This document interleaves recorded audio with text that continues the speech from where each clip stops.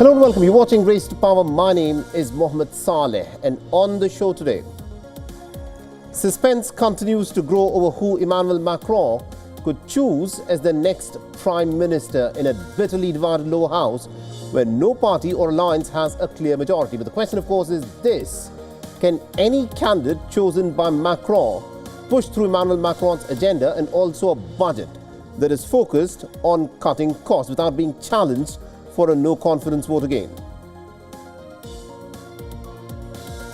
And in the state of Israel, the longest-serving Prime Minister Netanyahu is facing trial for serious charges of corruption. But this, of course, is the question: can Netanyahu, the political survivor, outlast the biggest legal challenge of his political career?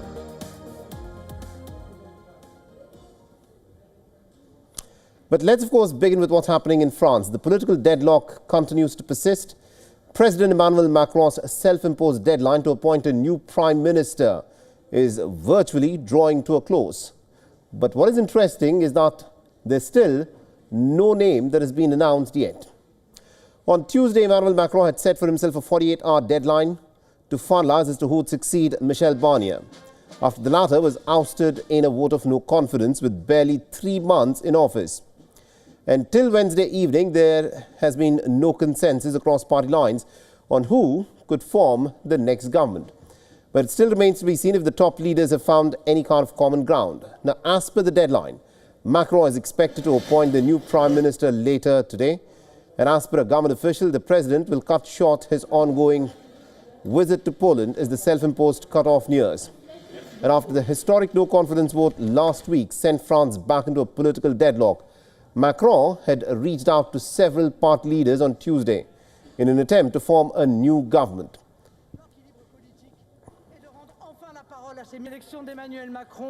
However, the far-right National Party and also the hard-left France Unbowed party leaders were not invited to meet with the president. Now, both parties had joined forces to topple Michel Barnier's minority government.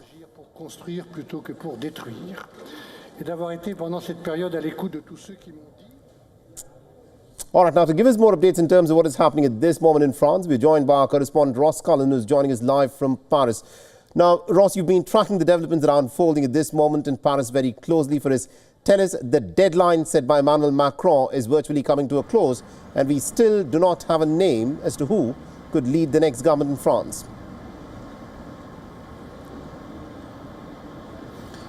No, the name is going to come when Emmanuel Macron decides to announce the formation of the next government under the name of the person he appoints to be Prime Minister. Still a secret. Emmanuel Macron is not even in the country at the moment. He is still in Poland. He's returning shortly from Poland. He's cut short that trip. He met Donald Tusk, the Polish Prime Minister, earlier for talks centred on Ukraine. He had other engagements in the afternoon, but he's decided to cut those short and fly back to France, where he is due back here this evening in order to attend to the ongoing search for a new Prime Minister. Will it be François Bayrou? He is the leader of the Democratic Movement Party, a centrist party, very close to Emmanuel Macron's party Ensemble. Will it be Bernard Cazeneuve, the former Prime Minister? He was PM for about 6 months under the former President François Hollande. That might be a name that gets support from people on the left, because there have been parties on the left that would like to see a left-wing Prime Minister, parties on the right that would like to see a right-wing Prime Minister. Or it could be a surprise. Emmanuel Macron might come up with a name that was not discussed previously. Right. Now, despite the fact that there are names that are doing the rounds, a new government that will be formed and a new prime minister will have to push through Emmanuel Macron's agenda. Pension reforms is one of the key aspects of it. Cutting down costs in the French economy is another. Can any prime minister chosen by Emmanuel Macron, considering how the parliament has now assembled after the snap elections, push through an agenda which involves cutting costs and not be challenged for a no-confidence vote?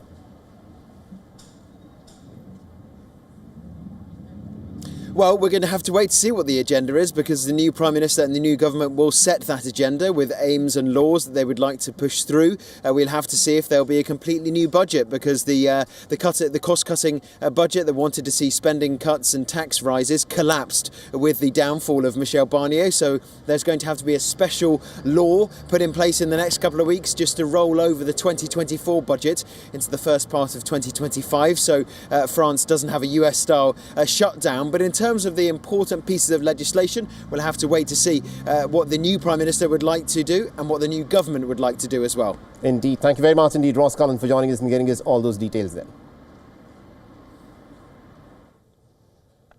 All right, let's now shift our attention to what is happening in the state of Israel, where Israel's longest-serving Prime Minister has now spent 2 days in court defending himself in a corruption trial that has been making wave for more than 5 years now. And many people say that the crisis in Israel is all because of this corruption scandal that Netanyahu is embroiled in. Benjamin Netanyahu, the sitting Prime Minister of the State of Israel, took the witness stand on Tuesday and Wednesday, making him the first ever sitting Prime Minister to be a criminal defendant in a court of law. Now, the hearing took place in Tel Aviv's Yafa District Court in an underground room for security reasons. Only select media personnel were allowed to witness the hearing. Now, the incumbent leader faces charges of bribery, fraud and breach of public trust across 3 separate cases called Case 1000, Case 2000 and also Case 4000. Now, 2 of the 3 cases accuse the Prime Minister of bribing and seeking favours from media enterprises to push forward a positive press coverage. Netanyahu has denied all of these charges against him and has described them to be an ocean of absurdities at his testimony on both days. Now, the Prime Minister has also slammed certain Israeli journalists and media outlets for their leftist stance. His key point of defense against the accusations is that, as the Prime Minister, he is trying to change what he's described as the monolithic Israeli media market. Now, it remains unclear if this is the end of Netanyahu's testimony in the ongoing trial. The court has asked the Prime Minister to appear at least 3 times next week as well.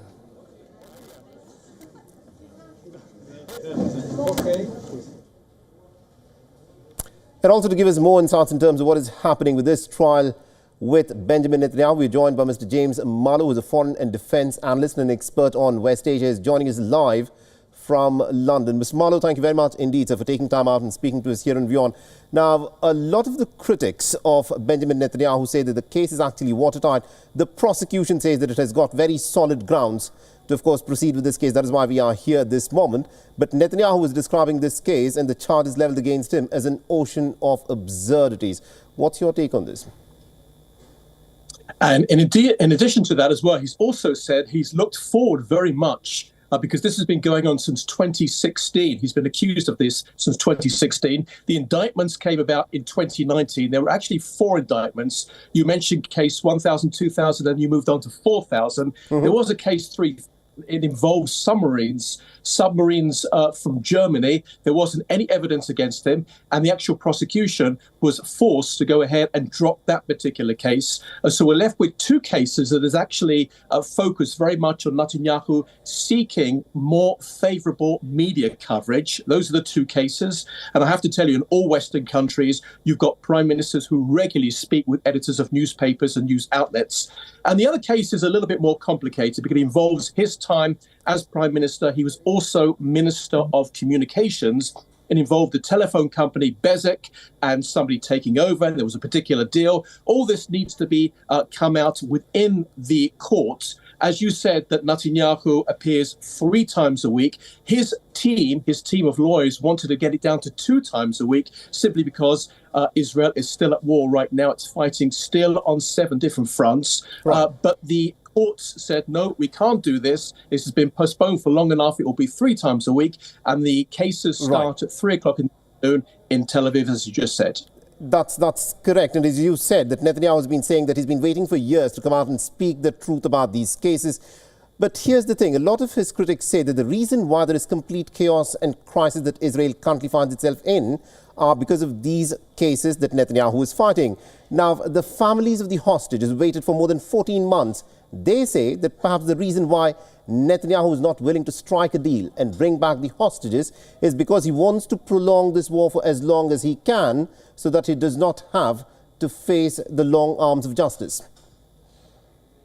So let me tell you, there are 4 different forums with regard to the hostage, families of hostages. And I've spoken and met with many of those hostages. One of them, which is the most popular one, actually is supported by 7 families. Now, remember, there's 100 people still left in those terror dungeons inside of Gaza. But there's just one, which is the most popular one. The name is the Family Forum something, which I don't recall right now. Just 7 families. There are other families who have actually been saying for many, many months that the IDF have to actually move full force into Rafah to bomb, etc., etc. There's another 2 of them, another 2 separate ones as well that very much support Netanyahu. So it's not true to say that the hostages or the hostage families are actually against Netanyahu. I know that many of them are talking directly to Netanyahu. Right. Him and his wife actually speak directly to the families, and they're very, very happy with well, they're not obviously happy. They want the hostages out. But as the Americans said, and we've got right now the U.S. envoy back in Israel at the moment discussing another hostage deal. Right. The Americans also confirmed a few days ago. This is precisely what it is. If I can just interject you there, the minute the hostage crisis ends, the focus in Israel will be back on getting those hostages in. And this is where Netanyahu seems to be stumbling, because this war has created an atmosphere where people are not willing to talk about the corruption case that Netanyahu faces. Do you think, very quickly, that if the war were to come to an end, Netanyahu will completely have to answer to the Israeli public about the case of corruption that he faces? Well, he's already answering that at the moment. He's in the dock today. He was in the dock yesterday. Right. He will be in the dock next week and the week after that. So he's already doing that at the same time as running the country. And as he said, as I said, he is looking forward to the fact he's able to go and answer his critics on this. But I have to tell you, very quickly, a lot of the cases is actually based on those who worked with Netanyahu, who were actually convicted, thrown into jail, and a lot of them now are revealing that they were actually coerced into signing a paper and that their families were threatened, etc. So now Netanyahu and his team say that the case is falling apart, and he is quite confident that he will get off on all 3 of these indictments. All right, that is what Netanyahu's side says. Thank you very much indeed, Mr. Malu, for joining us and getting us all those insights. It, of course, remains to be seen as to how this case, of course, proceeds in the court in Tel Aviv. Thank you very much for getting us that perspective there.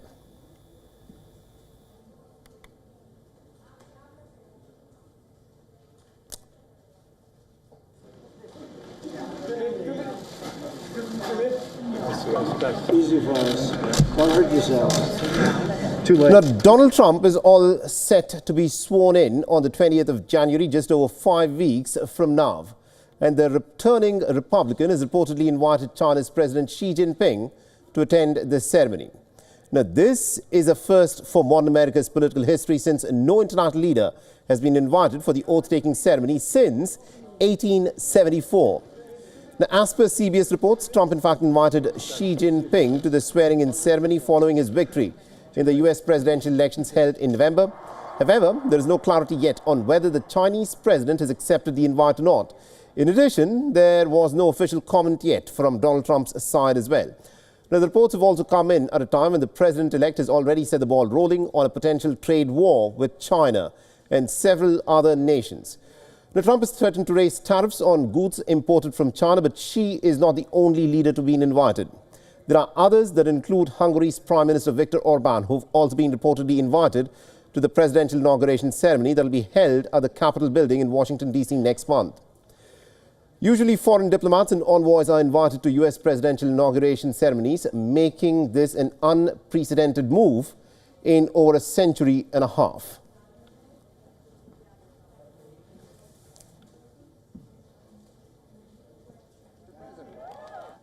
And WION Susan Tehrani, of course, is tracking the story very closely for us and is joining us live from New York. Now, Susan, this is a very interesting moment. Donald Trump has been blowing hot and cold against China, talking about a tariff war. But then again, we're also hearing reports that he is inviting President Xi Jinping for his inauguration ceremony. What are you picking up at your end? This is almost unprecedented. It hasn't happened in over a century. Yeah, it's very interesting. You know, you see Donald Trump, and there are a lot of unpredictability when it comes to the moves that he makes, but also there is some consistency. Donald Trump always wants to be on the offense, and this is a move that now puts Xi Jinping on the defense, because whether or not she accepts this invitation or not, then, again, we'll have a story. If he says no, then Donald Trump's going to remember that. He's not going to really like it, probably, like she declined the invitation. If she says yes, then you can imagine, on the world stage, how that's going to play out, with China being America's biggest competitor, but also, two powerful countries with a backdrop of the White House and the Capitol building in Washington. That's going to really, have political implications and create an earthquake as well. So you might say that it's a win-win for Donald Trump. We'll have to wait and see how this develops. But I think it goes back to how he's really on the offense right now, not only with the tariffs, but then you have this invitation as well. It also generates headlines, which Donald Trump is very good at doing as well. So we'll have to wait and see how it pans out, but it's very fascinating. It's going to be a great moment. Creating a buzz. Absolutely. It has created a huge buzz. Thank you very much indeed, Susan Tehrani, for joining us and getting us all those details there. All right, and we also spoke with professor and political analyst Mark Mirowitz, who joined us from New York. And this is what he had to say. The invitation to Xi Jinping is one of the most extraordinary developments in American politics. It is a game changer. Trump is a game changer. He has said he will come in to shake things up, to do things differently. And the idea, just think of it in your mind, the image of Xi Jinping coming to the inaugural functions of Trump, attending the inauguration, is so unbelievably extraordinary that it really will change world politics, international politics, just absolutely extraordinary. Let's now get you some updates from the political crisis that is unfolding in South Korea, which has intensified. Now, days after its president, Yoon Suk-yeol, briefly ordered martial law to be imposed despite the public outcry and condemnation across party lines, Yoon has vowed to fight until the very last minute. Now, in a televised address, Yoon once again apologized to the people who he accepted must have been surprised and anxious by this move. He said that he would not avoid legal and political responsibility regarding the declaration of the martial law. Now, Yoon's speech came moments after South Korea's ruling party threw its support behind attempts to impeach him. Now, the People Power Party, the PPP, had initially refused to back impeachment, hoping instead that Yoon would resign from office. A task force within the party had even proposed a plan for the president to resign in February or March, followed by fresh elections in April or May.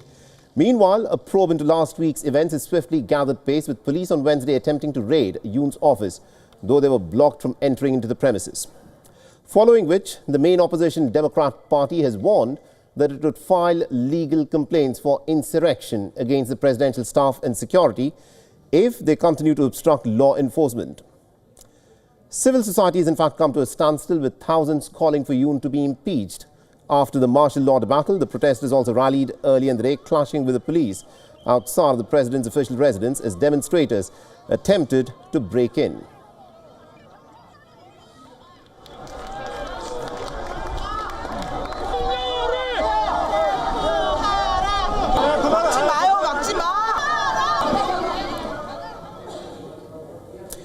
Germany is expected to hold elections in February next year, with less than 10 weeks to go. A new name is, of course, making the rounds as the country's next chancellor, and it's not the incumbent Olaf Scholz. The Conservative leader, Friedrich Merz, is being touted as the successor to the incumbent chancellor. The 68-year-old has a double-digit lead in popularity over Scholz's, whose coalition government, remember, collapsed last month. The Merz is, in fact, making headlines for his visit to Ukraine earlier in the week. On meeting President Zelensky, the German leader had slammed Scholz and also the ruling Social Democrat Party for not supporting Ukraine with more powerful weapons supply. The Conservative leader has never held government office before. He was in fact a parliamentary leader in the early 2000s, but he quit after Angela Merkel became the chancellor in 2005. So it's Scholz set to face a confidence vote in the coming next days. The mandate will further determine if the incumbent will be able to return for another term as chancellor, or will he have to pave the way for the Conservative Merz to assume office.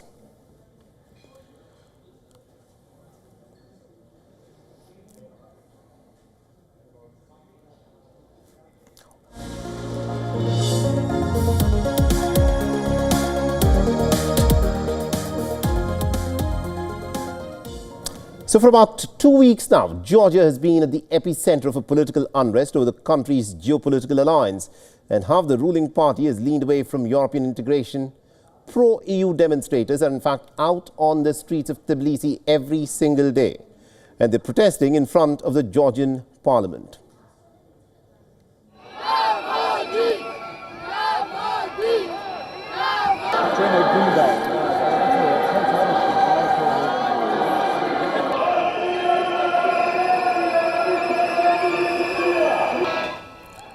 Now, waving the European Union and Georgian flags, several thousand people gathered to demand that the Georgian Dream Party should resume talks of the country's accession to the European Union. The latest wave of protests began on the 28th of November when the government had suspended EU membership talks till 2028. Now, other cities of Georgia are also witnessing some rallies as well.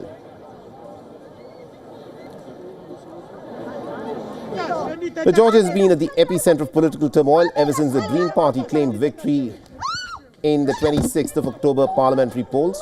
The opposition parties and also their supporters have slammed the country's poll body and the ruling party, accusing them of committing electoral fraud. Now, the government has denied the allegations. However, the ongoing protests in Georgia have been much more intense for the past 14 days, with many against the decision of moving away from the country's goal of fully embracing its European identity after its independence from the Soviet Union in 1991. The protesters and also the opposition parties have cried foul over police's brutal crackdown on the demonstrations. And many protesters have in fact been arrested, while others, including the opposition leaders, have accused the police and the ruling party of beating them up.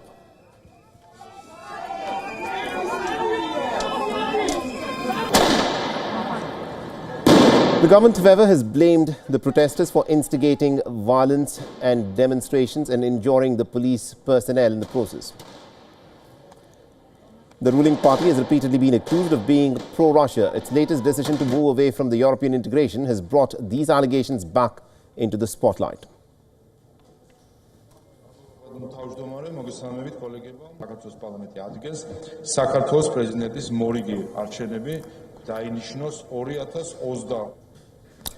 Let's also now take a quick look as to what else is making headlines in the world of elections and politics. Now, India's Union Cabinet has approved the One Nation, One Election bill. The legislation is likely to be tabled in the ongoing session of the Parliament, and the bill is expected to change the duration and dissolution of the Lok Sabha and the state legislative assemblies. The ruling BJP-led coalition has said that the electoral overhaul will pave the way for simultaneous parliamentary and state legislative assembly polls across the country. However, the opposition has criticized the bill as unconstitutional and also undemocratic.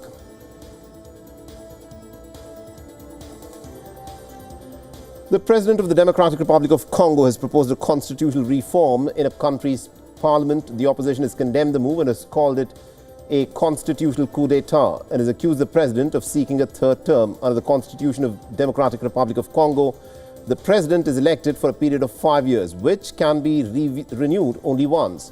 Meanwhile, the opposition politicians have called for nationwide protests against the president's plans to revise the constitution.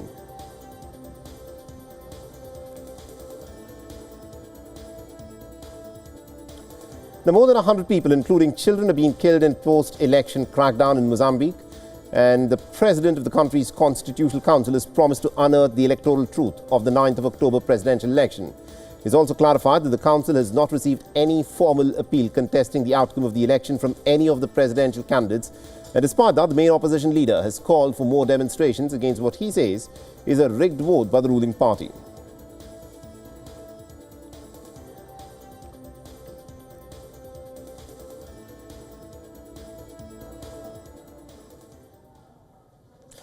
Now, there isn't a day when America's next president, Donald Trump, does not make headlines. And this time, it's about his post on social media platform, Truth Social.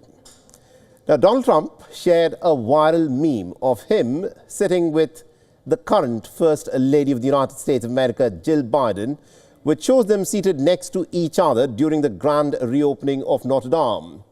We'll leave you with these images. Thanks for watching.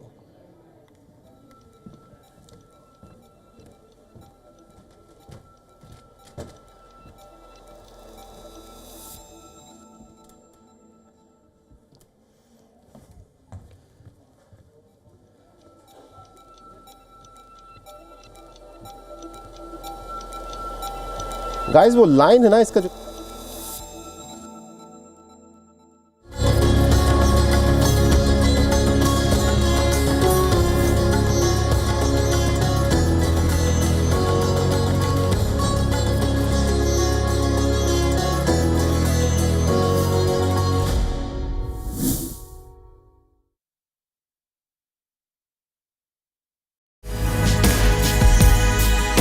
WION brings you a special business talk show where we bring forth the stories of business leaders. From breakthrough technologies to visionary leadership, we will unlock the trends, the tactics, and dive into the minds of the industry's most influential leaders. WION brings you this special series to uncover what drives them in a candid talk show, WION Business Masters.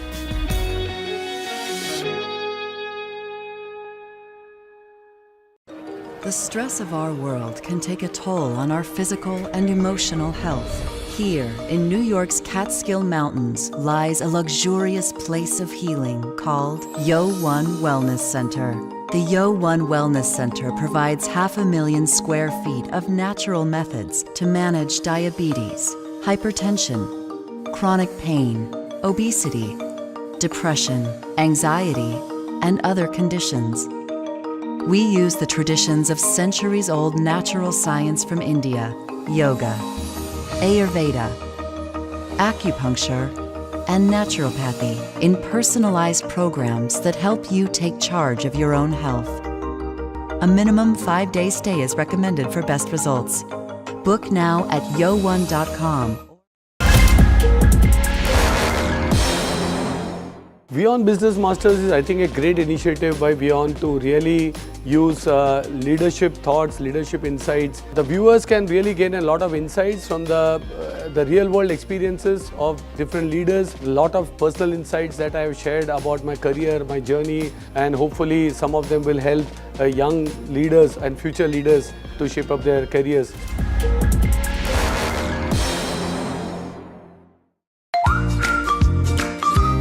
We are approaching the holidays and we dive right into the world of puppies and dogs with the best canine heroes of all time. Meet the team of Bandish Bandits for a musical treat. And know the unknown about Indian cinema's Thalaiva, aka Rajnikant. All this and much more with me, Isha Hanspal, at these times only on WION eClub. To bring the benefits of the Subhash Chandra Show to your educational institution, teachers and students, send an invitation to Juhi Jha at juhi@such.org.in.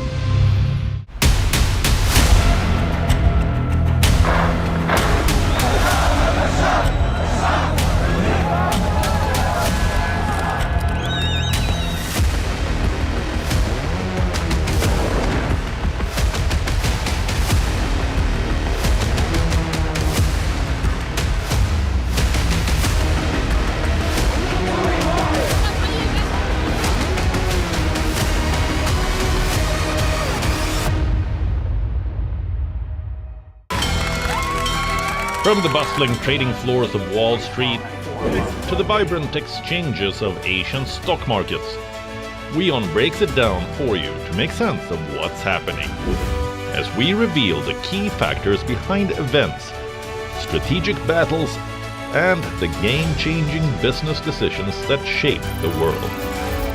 We bring you all of this and more on World Business Watch.